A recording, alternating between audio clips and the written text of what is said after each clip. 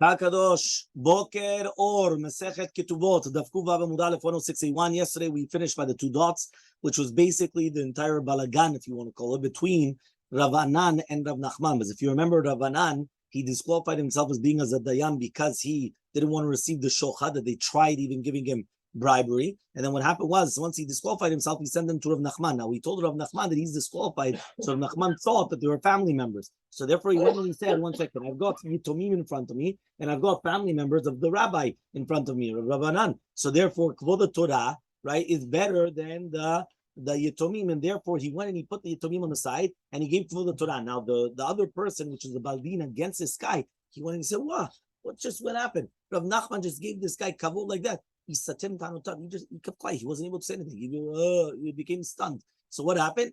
He basically lost. So now listen to this story. Ravanan, Havaragil, we're on the two dots. Yeah, this is 4 lines down. Ravanan, Havaragil, Eliyahu Dati Gabe. Ravanan, Eliyahu Navi used to come to him all the time, basically. Right? He always used to come, right? And what happened is that the Havamatzin Seder Eliyahu was he used to teach him Seder Eliyahu. You know what this is? It's the Tana de Eliyahu. So the Tana de Eliyahu was from Eliyahu Navi to Ravanan. Remember this very well. The Eliyahu Navi to Ravanan. That's the Tana de Eliyahu. We have Tana de Eliyahu Rabba and Tana de Eliyahu Zuta, by the way. Okay, but this is the Tana de Eliyahu. So what happened is that he says like this. He says, there's a whole question about this, but okay, this is what we're just going to say there. Kevin David Yachi, once this happened, Istalek. Eliyahu Navi stopped coming to him because of what he just did. Everyone understood what just happened. It was a mistake. Ravanan went and he told Rav Nachman, I'm disqualified from being a dayan. Now, he didn't explain why he was disqualified. He was disqualified because of a problem of bribery. But Rav Nachman thought he was disqualified because he was a family member. So because of that, Rav Nachman gave Kavod Torah. This is a family member of Ravanan. It had nothing to do with family. It was this guy tried to give bribery and it didn't work. And then that's it. You understand? So it was a problem. So what happened? And he stopped coming to him. So he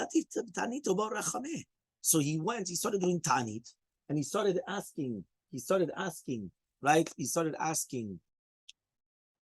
What happened was Yativ beTanita. So there's 2 lines after that. Yeah, there's 6 lines down. Yativ beTanita over Rachameh. So he sat in a Tanit, and then all of a sudden he starts asking for mercy. Vata and Eliyahu Navi comes. Kiata, when he came, he was afraid of him.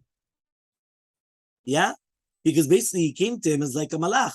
V'avad tivuta. So Ravanan made like a teva. He had to make like a box. V'yativ kameh. And then he went, right, and he sat inside of it. Adapik lesudre, until he taught him all of Seder Eliyahu. Behainu de'amri, and that's why people say Seder Eliyahu Rabba. That means, what is a Seder Eliyahu Rabba? Tanat Eliyahu Rabba is what he learned outside of the box, right? The Seder Eliyahu Zuta, the Katan, was what he learned when he was inside the box, meaning after he returned to him. Okay. Now the truth is, though, it's very interesting that it doesn't actually say like what happened. Meaning that obviously, right? You know what's the end of the story? Meaning what? Did he actually ask Eliyahu Navi? Did Eliyahu tell him? Did he try to do tshuva? But whatever that it was very interesting just to see the difference in how a mistake.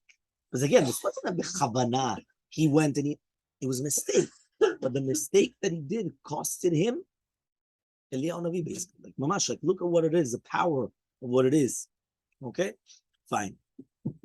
Bishned Rav Yosef Havaritcha. During the days of Rav Yosef, Hakadosh Baruch Hu was very angry. Ratach, remember, Ritcha is anger. Amri leRabbanan Yosef. So the rabbis went and told Rav Yosef, please ask for mercy, so that way there won't be hunger anymore. So he told them, if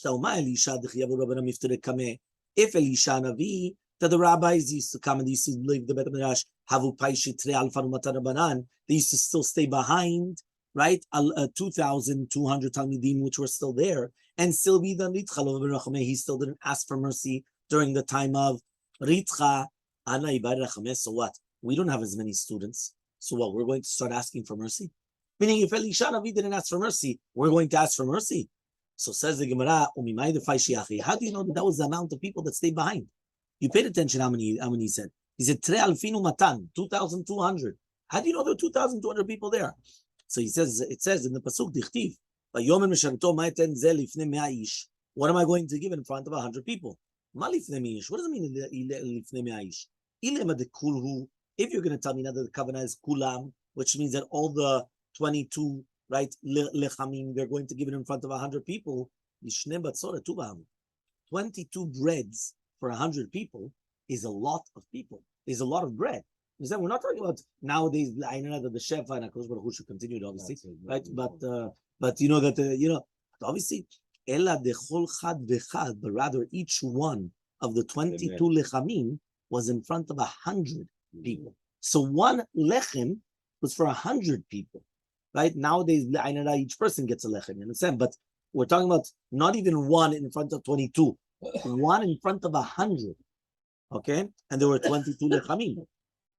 Okay, so he comes and he says, so kiavu mifter rabbanan miberav. So when the rabbis, right now we're going to another thing also, when they were being somech on the shulchan of the rabbis. So it says when the talmidim used to leave the bet midrash of Rav, there was 1,200 left behind.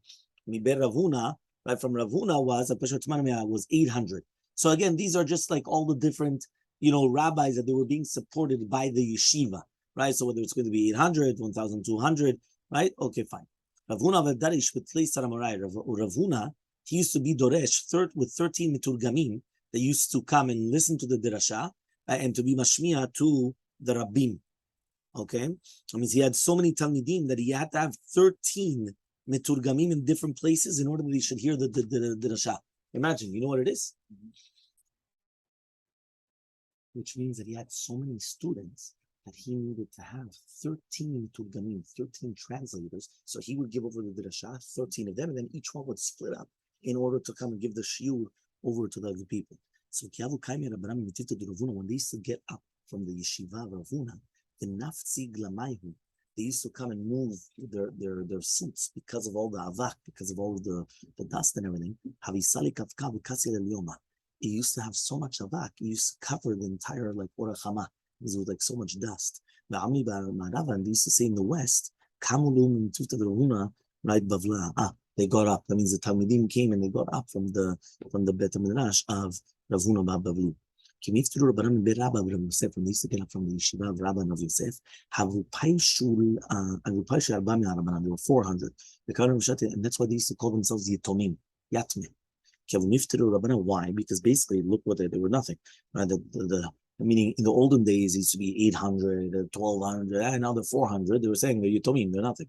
Right? These come from Rabbi, Papa was from the family of Papa, from Rashi, because it was 3 different opinions whose it was. But there was only 200, and they used to call themselves Yitomim. That means each one in Yachas, in proportion to the next one, said, we're Yitomim. It's like a Dori Yatom. Why Dori Yatom? Because we're 200, they were 400. They were 400, they were 800. They were 800, they were 1,200. Meaning that each one looked at, compared themselves to Yitomim. So Amar Rabbi Yitzchak bar Radifa Amar Rabbi Yamin. It says Rabbi Yitzchak bar Radifa name Rabbi Yamin. Mevakre mumin shebYerushalayim nitzim scham tomat lishka. Do you know the people that used to check the mums? Remember that Kochim, they had to check the mums 4 days in advance to make sure that there was no mum blemishes in the animals 4 days in advance. Right, 4 days. Right, so therefore, every single animal you would have to check it 4 days in advance. Start checking to make sure that it's kosher, and then they would bring the animal. Now, those people that would check all the animals, they used to take their salaries, their wages from the Tumat Alishka. So Amar Rav Yehuda Shmuel, Talmidei Chachamim lomdim hilchot shchita lekohanim. Also, Talmidei Chachamim used to teach shchita to the kohanim.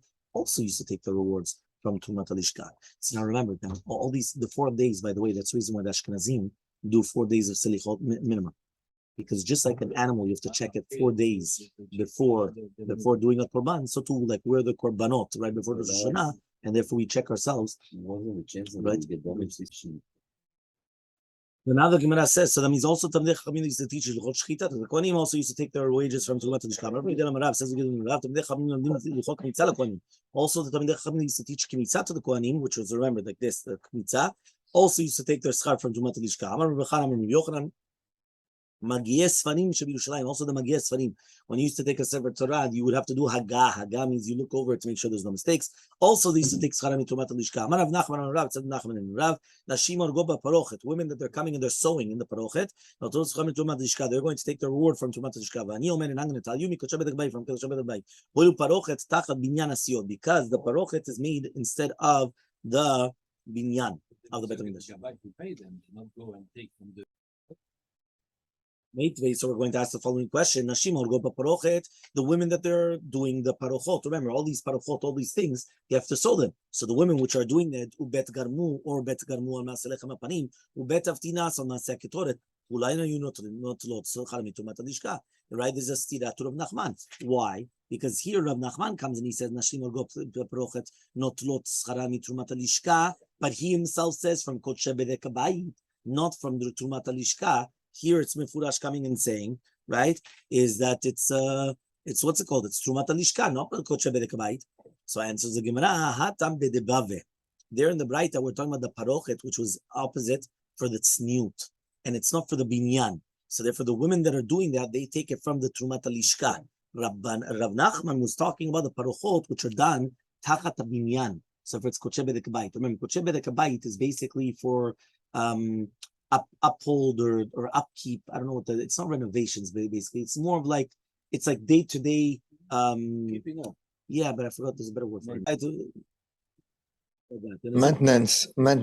Yeah, maintenance, right? So that's the Kodshe Bedek Habayit. But Trumat Alishka was what they used to give every single time to the donations. The Amar Bizera Rav, it says Bizera in the name of Rav, Shlosha Asar Parochot Hayu B'Mikdash Hasheni. There were 13 parochot in the second Bet HaMikdash.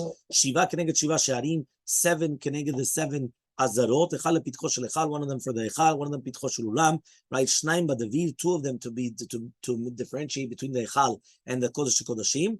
Right, Ushnaim Kenegdan B'Aliyah, and 2 also in the Aliyah, also in the second floor, right, in order to differentiate. By the way, that's why when many times when we do donations, we come and we say that this is Lebedek Habayit. Lebedek Habayit means the upkeep of everything that there is, of things that are around. Fine. Tanu Rabbana, we learned on the Braita, Nashimam Gadlo Benehen Lepara. Do you know the women that they would come and bring up their children for Para Duma in order to make the Para Duma? They had to bring them up from when they were younger.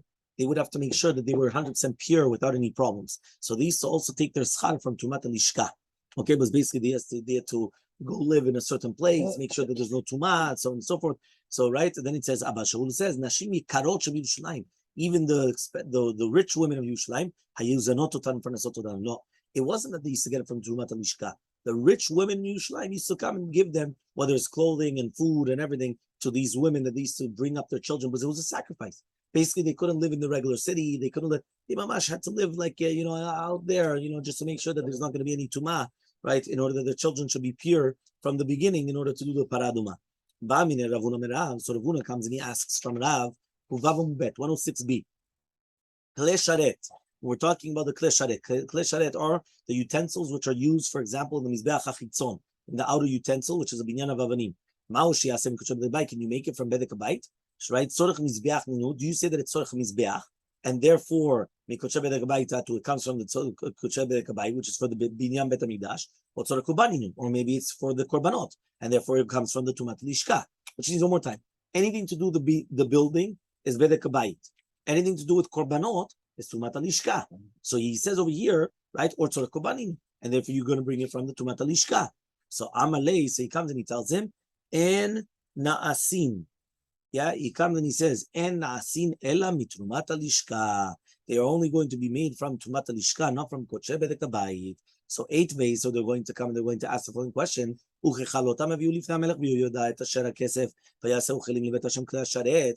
from here, klei sharet are made from kodshe bedek habayit and not from trumat alishka. Everyone understood? One more time: the klei sharet, they are made from kodshe bedek habayit and not from trumat alishka. So answers the Gemara, Elmaleh comes and he answers, Te'akrayach ketubeh. Somebody that's going to teach you the ketubim, lo akrayach nevieh.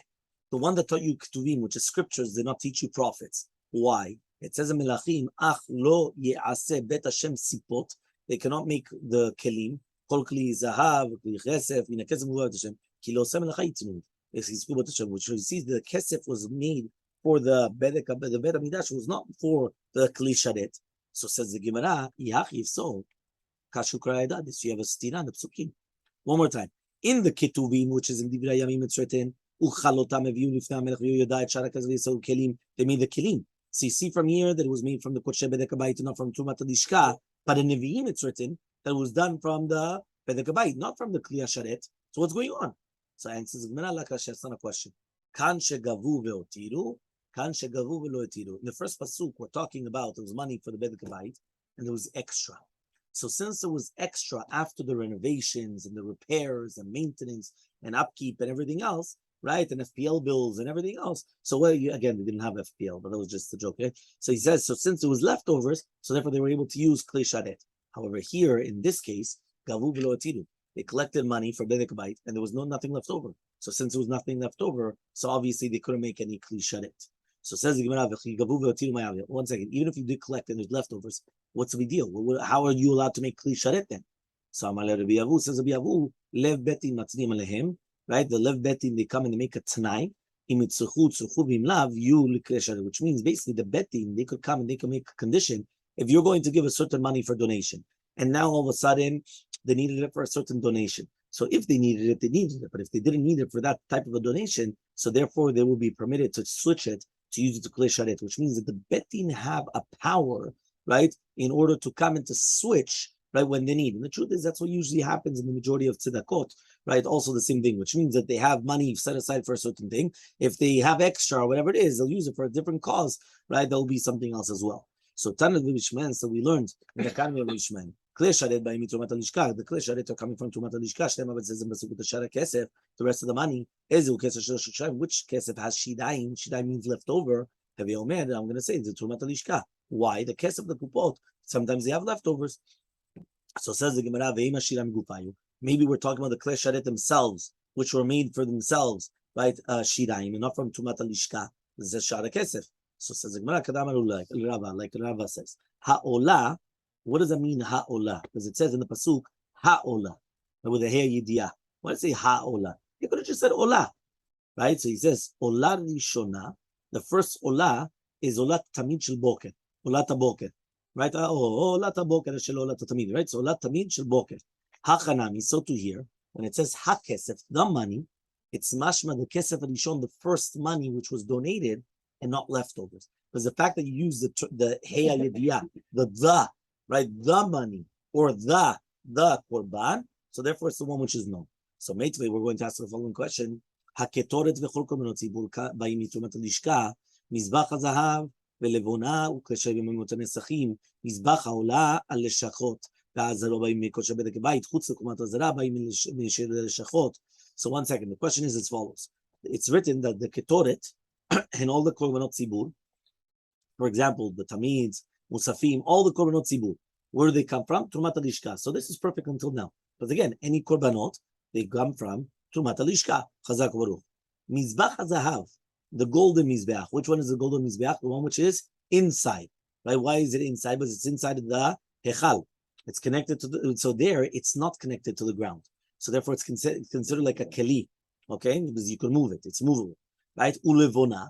Or the levona, which they used to the frankincense, which they used to put on lechem apanim, on the shulchan, ukle sharet, and the kle sharet, they come from the leftovers of the nesachim. Okay, there's a whole concept of the leftovers of the nesachim. Mizbach ha'olah, which was connected to the ground, the lishachot, which is basically all the four lishachot. Remember, we had the lishkat hayetzim, lishkat hametzoraim, where we had like 4 different chambers in the outer. Remember, in the Bet HaMikdash, it looked like an outer box. You remember where the Azarat Nashim was? So in the Azarat Nashim, there was basically you had a lishkat of the etzim, the metzoraim, the shemanim, the oils, all these things. So there, by the lishachot and the azarot in the Bet HaMikdash, they come from Bet HaMikdash. Why? Because they're connected to the ground. Right? It's building fun. Chutz, except for the chomat hazara, the wall of the, like for example, the Azarat Nashim, the chayil, and all these things. Right? That comes from the leftovers of the lishka of the Rosh Chodesh Nisan. So Zoi Sheshaninu, right? So the Gemara is going to come and say, 1 second. We just learned to the Mishnah and Shekalim, right? Perek Daled Mishnah Bet, Chomata Yinu Migdolotea, the walls of the city and all the towers, the Chol Tzorch Ya'ir and everything that had to do with the city. Whether it's, they used to make pits for drinking water, right? Like water fountains in the middle of the path, or they used to have the roads, paving of the roads, or the Shvakim and the, all the Shmirah, right? Security, all these things, they come from Shirei Alishka. So it comes out that Kli Sharet was made from Mutar Nesachim, not Trumat Alishka. So it's a stira to what Rav said. Rav said that it's made from Trumat Alishka. It's not true. It's from Mutar Nesachim. So answers the Gemara, you're right. Tanai here. It's a machloket Tanaim. The Tanam was learned in the Mishnah. Mutar Truma. When we're talking about money from the Trumat Alishka, that was left over. right after they came already to Chodesh Nisan. What would they do for it? So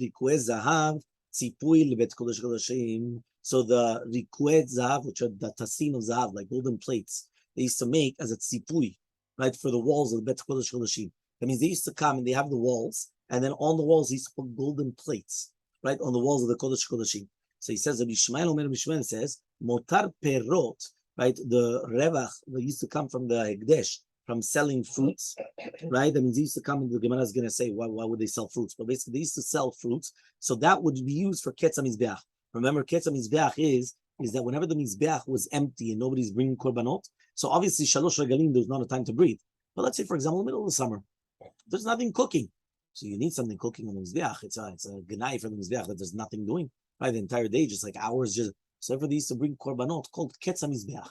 Ketz HaMizbeach was like, the kites of it. We used to come and just bring korbanot. It just stumped. So that used to come from the money of mutar perot, or the leftovers of what they sold fruits for. The Ketz HaMizbeach. Mutar truma from the klei sharet was for the klei sharet. Rabbi Akiva says mutar truma was for the Ketz HaMizbeach. Mutar nesachim was for klei sharet. Chanina Sagan HaKohanim Omer, he said mutar nesachim was for Ketz HaMizbeach. Mutar truma leklei sharet. But nobody would agree to do with the perot. And this is now where we're going to actually come and say, perot maihi. What are the perot exactly? What does it mean now, mutar perot? So he says, the Tanya will learn them right. Mutar truma, what would they do with the extra truma? Right? Imagine right now, they had money in the truma, in trumat alishka. What would they do with it? Lochim perot bezol, umochrim tom yoker. They used to take fruits cheap, and they used to sell it expensive. And the reward would go, which means that everyone knew that, because at the end of the day, you're not going to take a cheap call, something that, but they knew it, and they were still doing, they were still buying it. That means they were purposely buying it expensive, knowing that the extra money is going for Ketz HaMizbeach. That's what they used to do. And that's the explanation. Motar perot leketz HaMizbeach. So says the Gemara, that's what we learned, that the motar perot is Ketz HaMizbeach. What does it mean now, right? When we come and we say, right? What does it mean that Rabbi Akiva or Chanina Sagan HaKohanim were not modern perot? The Tanam is we learned on a Mishnah. Motar she'er lishka, the leftover of the she'er lishka, mayusim ba. What would they do with it? Which means that we had the money of the she'er lishka. What would they do with that afterwards? So lochin b'eni not shmanim, so they used to buy wine, oils, fine flour, v'sachal hekdesh, and then they used to sell it. Right? And when they used to sell it, the reward, the leftover, meaning the profits, will go for the hekdesh. These are the words of Rabbi Shmuel. No, you don't make money off of it. Aflo b'shel aniim. Right? He says what? Also, we don't make schora from money of aniim. Right? That's the reasoning why Rabbi Akiva and Mechanim Sagan HaKohanim, they said that you don't buy perot from money of hekdesh in order to make money. So that means basically they were against the concept that you're making money or you're doing a business off of something in the Bet HaMikdash. Okay? But then again, this is the opinion of Rabbi Akiva and Mechanim Sagan HaKohanim, but that was a machloket between them, basically, between all these opinions over here. Be'hekdesh my tamalo. So he says, why can't you do the money with the hekdesh? So he says, she'ena aniyut b'mkom hashirut. There's no, what does that mean? That means we don't do minhag of aniyim in a place of ashirim. This is where the Bet HaMikdash is supposed to be ashir. So since it's ashirut, you don't want to come and start buying cheap, selling more expensive. Aniyim do that. He said, you're going to go to one of these billionaires, right? They're going to come and tell you, yeah, I buy this for $10 and I sell it for $12. He doesn't understand. He's dealing with the big things. And it's not the. But even if it's. So it says the Gemara, so why not? Because there's no aniyut in Kom HaShirut. Why not? Because maybe there's going to be aniyim, and then you don't have what to give to them. But since you just invested all the money in something else, so now there's not going to be any aniyim. Fine. Then we're going to stop here on the 2 dots. So we'll continue tonight in the 2 dots.